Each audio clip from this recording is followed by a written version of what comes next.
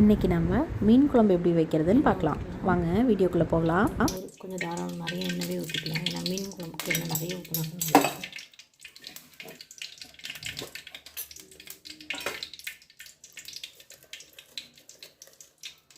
சீரகம், மிளகு,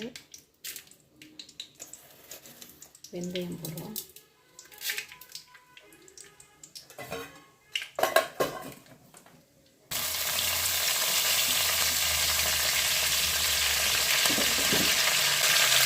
போட்டுட்டு அடுத்து பெரிய வெங்காயம் கட் பண்ணி வச்சுருக்கேன். ஒரு 5 வெங்காயம் கட் பண்ணி வச்சுருக்கேன்.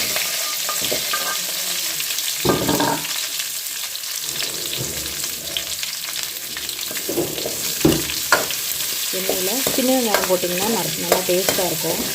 சின்ன வெங்காயம் போடுற டைம் இல்லை. இப்போவே 8:30 ஆகிடுச்சு. 9 o'clock எல்லாம் சாப்பிட வந்துடுவாங்க. அதனால் பெரிய வெங்காயம் ஆக்கிறதுக்கு கட் பண்ணி போடுறேன். நீங்கள் சின்ன வெங்காயம் ஆட் பண்ணிக்கோங்க. சின்ன வெங்காயம் நல்லா டேஸ்ட்டாக இருக்கும். இது ஒரு 5 பெரிய வெங்காயம் போட்டிருக்கேன்.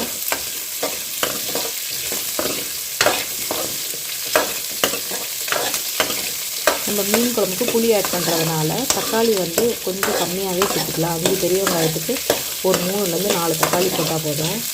நம்ம புளி ஆட் பண்ண போகிறோம் இதுலேயே.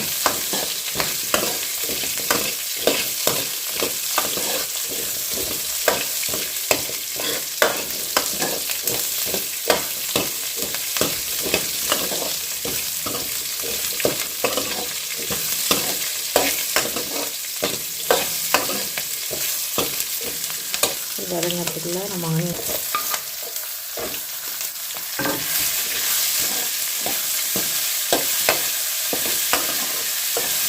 இப்போ கல்லுப்பு போடுறேன்.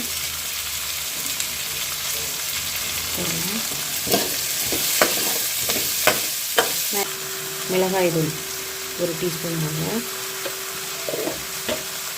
இதை வைக்கணும் லைட்டாக. இந்த மீன்லேயே நம்ம மட்டன் மசாலா 1 ஸ்பூன் போடுறேன். அப்புறம் கரம் மசாலா ஆட் பண்ணிக்கோங்க. சிம்மில் வச்சு மசாலா போட்டதுக்கப்புறம் சிம்மில் வச்சு பாருங்கள், புளி எடுத்திருக்கேன். நல்லா ஒரு கைப்பிடி புளி எடுத்திருக்கேன். உருண்டை பிடிச்ச ஒரு பெரிய லெமன் சைஸ்க்கு வர அளவுக்கு அதை இதில் ஆட் பண்ணிடுறேன்.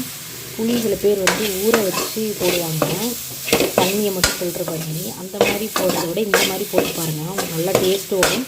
குழம்பு நல்லா கெட்டியாக வரும். அடுப்பு ஆஃப் பண்ணிட்டு இது மிக்ஸி ஜாரில் அரைச்சி எடுத்துக்கலாம். வதக்கி வச்சதை மிக்ஸி ஜாரில் ஆட் பண்ணி அரைச்சி எடுத்துக்கலாம்.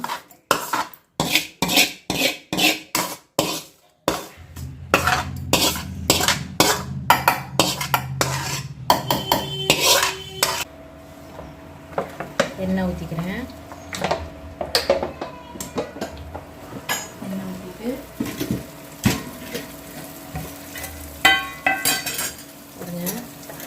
சீரகம், மிளகு சும்மா ஒரு 4 போடுங்க. சீரகம் நிறைய போட்டுக்கோங்க. வெந்தயம் போட்டுக்கோங்க. சூடு இருந்தாலும் சூடு தணிக்கும் வெந்தயம். எல்லாம் எரியாமல் கருவேப்பிலை சிம்மில் வச்சு நம்மளுக்கு அரைச்சி வச்ச விழுவதை ஆட் பண்ணலாம்.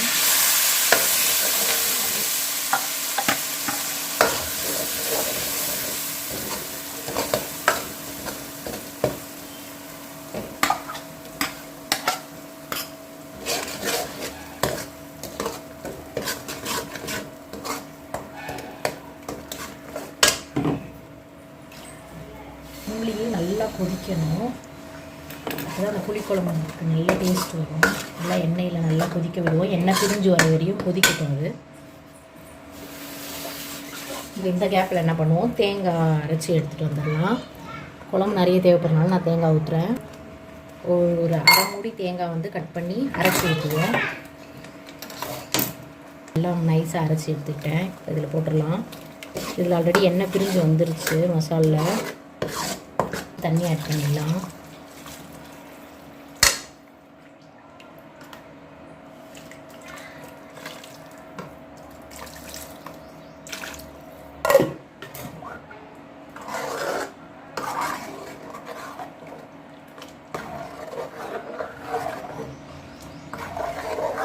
நம்ம மீன் ஆட் பண்ணுவோம். மீன் வந்து இந்த ஸ்டேஜில் ஆட் பண்ணக்கூடாது. மீன் ஏன்னா ஒரு நிமிஷம் தான் மீனுக்கு வந்து ஒரு 2-3 கொதி டக்குன்னு வந்த உடனே ஆஃப் பண்ணிடணும்.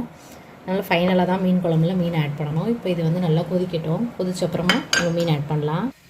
குழம்பு நல்லா கொதிக்குது. இன்னும் கொஞ்சம் கொதிக்கட்டும். கொதித்த உடனே மீன் போட்டுடலாம். நம்ம பாருங்கள் நல்லா கொதிச்சிருச்சு. இந்த ஸ்டேஜில் சிம்மில் வச்சுட்டு நம்ம மீன் ஆட் பண்ணலாம்.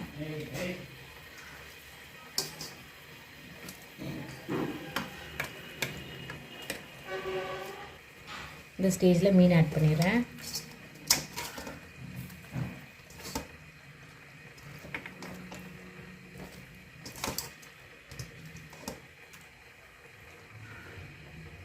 ஒரு சிம்லேயே 2 கொதி வந்த உடனே ஆஃப் பண்ணிடலாம். உள்ள மீனை நல்லா அமுத்தி விடுங்க. பாருங்கள் டக்குன்னு கொதி வந்துடும். வந்த உடனே நம்ம இதை ஆஃப் பண்ணிடுவோம். வந்துருச்சு, மீன் கொதிச்சிருச்சுன்னு நினைக்கிறேன். நம்ம இந்த ஸ்டேஜில் இப்போ நம்ம கொத்தமல்லியை வாஷ் பண்ணிட்டு இருக்கிற லாஸ்ட்டில் கொத்தமல்லி தூவி நம்ம ஸ்டவ் ஆஃப் பண்ணிடலாம். இந்த வீடியோ உங்களுக்கு பிடிச்சிருந்தா லைக் பண்ணுங்கள், ஷேர் பண்ணுங்கள், சப்ஸ்கிரைப் பண்ணுங்கள். மறக்காமல் பக்கத்தில் இருக்க பெல் பட்டனை தட்டி விட்டுக்கோங்க. மீன் குழம்பு உங்கள் வீட்டில் ட்ரை பண்ணிவிட்டு எப்படி இருந்துச்சுன்னு கமெண்ட் பண்ணுங்கள். பாய், தேங்க்யூ.